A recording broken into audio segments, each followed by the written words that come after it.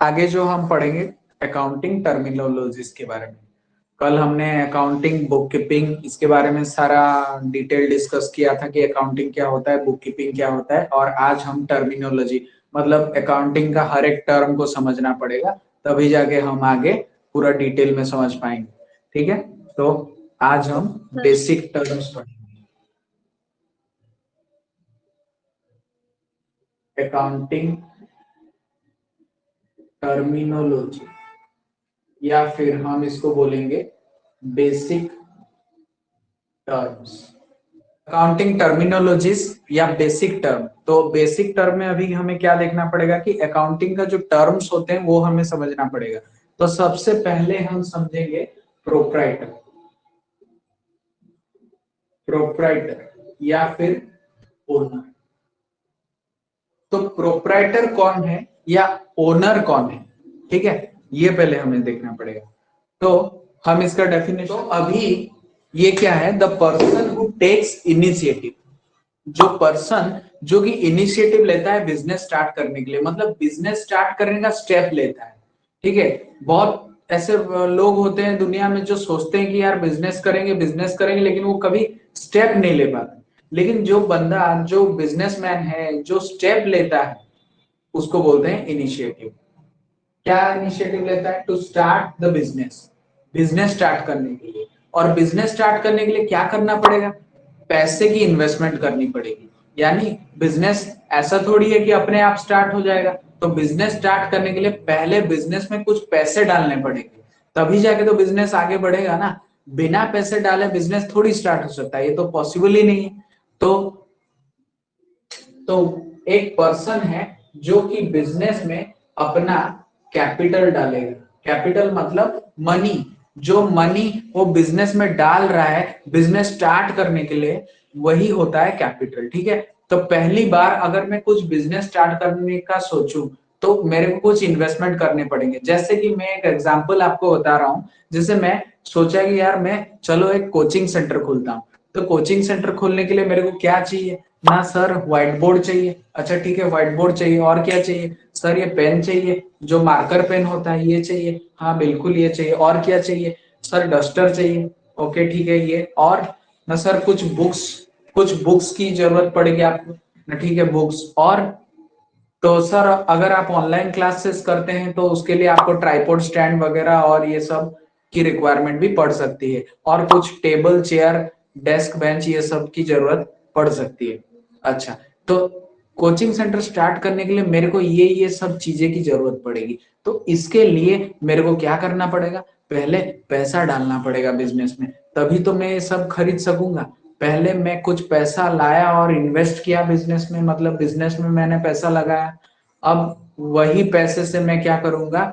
मैं table खरीदूंगा, chair खरीदूंगा, desk bench और जो जो रिक्वायरमेंट है, व्हाइट बोर्ड, मार्कर, डस्टर और बुक्स, जो जो चाहिए मेरे को मैं सब खरीद लूंगा। और फिर मैं बिजनेस स्टार्ट करूंगा। तो पहले मेरे को बिजनेस को स्टार्ट करने के लिए कुछ पैसे देनी पड़ेगी।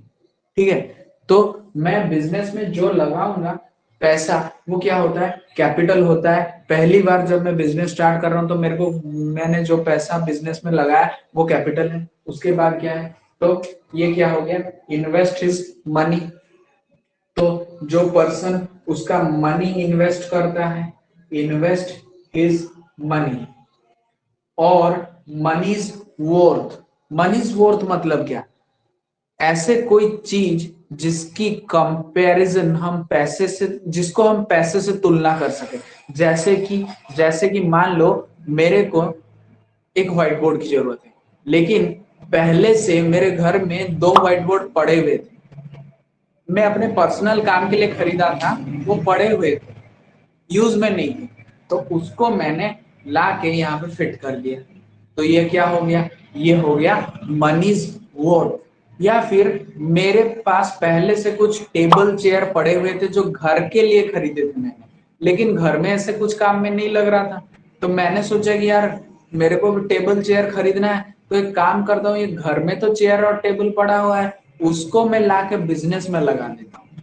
तो अगर टेबल और चेयर को मैं ले आया घर से और मेरे बिजनेस में सेटअप कर लिया, बिजनेस में लगा लिया, तो वो क्या हो गया, मनीज वर्थ हो गया। यानी वो जो टेबल या वो चेयर, उसकी मार्केट में कोई वैल्यू तो होगी, अगर हम उसको बेचने जाएंगे तो हमें कुछ तो पैसा मिलेगा ना, तो वही होता है मनीज वर्थ। तो मान लो अभी और एक एग्जांपल मैं बता रहा हूँ, मैंने बिजनेस स्टार्ट करने के लिए 1 लाख रुपया लगाया, तो उसको हम क्या बोलते हैं, इन्वेस्ट हिज मनी। ठीक है, और मनीज वर्थ, मनीज वर्थ, मान लो मेरे को बिजनेस में एक लैपटॉप की जरूरत है। ठीक है, एक लैपटॉप की जरूरत है, तो मेरे पास घर में 2 लैपटॉप पड़े हुए थे, उसमें से एक लैपटॉप मैंने क्या किया, अपने घर से निकाला और मेरे बिजनेस में लगा लिया। तो ये क्या हो गया, लैपटॉप। मेरे पास 2 लैपटॉप पड़े हुए थे, उसमें से एक लैपटॉप मैंने सोचा कि यार मेरे को दुकान में जरूरत पड़ेगी या कोचिंग में जरूरत पड़ेगी, मैं जो भी बिजनेस कर रहा हूँ उसमें मेरे को एक लैपटॉप की जरूरत पड़ेगी, जो मतलब बिजनेस का हिसाब किताब होता है उसको रखने के लिए। तो मैंने एक लैपटॉप घर से लिया और बिजनेस में लगाया। तो ये जो लैपटॉप है ना, इसकी कोई वैल्यू तो होगी। हाँ सर बिल्कुल होगी, सर बिल्कुल होगी, इसकी कोई वैल्यू तो होगी। तो मान लो जब मैंने वो लैपटॉप को खरीदा था, वो 50,000 का पड़ा था मेरे को, लेकिन मैंने बिजनेस स्टार्ट किया कब, मान लो जब मैंने लैपटॉप खरीदा था उसके 1 साल बाद किया मैंने बिजनेस स्टार्ट। तो अभी आज के डेट में वो लैपटॉप की वैल्यू 40,000 है। तो मैंने बिजनेस में ना लैपटॉप भी लगाया 40,000 का, तो मैंने कैपिटल लगाया यानी मनी लगाया 1 लाख रुपीज का, और मैंने लैपटॉप भी लगाया 40,000 रुपीज का। ये दोनों को हम बोलेंगे कैपिटल, ये दोनों को हम बोलेंगे कैपिटल। मतलब आप मनी लगाओ तो भी कैपिटल है, अगर आप मनी छोड़ के और कुछ लगाते हो, लैपटॉप लगा लिया या फर्नीचर घर से लेके बिजनेस में रख लिया यूज करने के लिए, तो वो भी क्या हो गया, मनीज वर्थ हो गया। ठीक है, तो वो भी कैपिटल में ही गिनती आएंगी। तो इन्वेस्ट इज मनी और मनी इज वर्थ। अच्छा, ये बंदा ने पैसा लगाया और मनी इज वर्थ यानी लैपटॉप भी लगाया, और बियर द रिस्क, ये रिस्क भी लेगा। क्या रिस्क लेगा, आप बिजनेस कर रहे हैं, रिस्क तो है ही ना। कोई गारंटी है क्या मैं बिजनेस कर रहा हूं यानी मेरे को हमेशा प्रॉफिट मिलेगी, मेरा बिजनेस हमेशा चलेगा?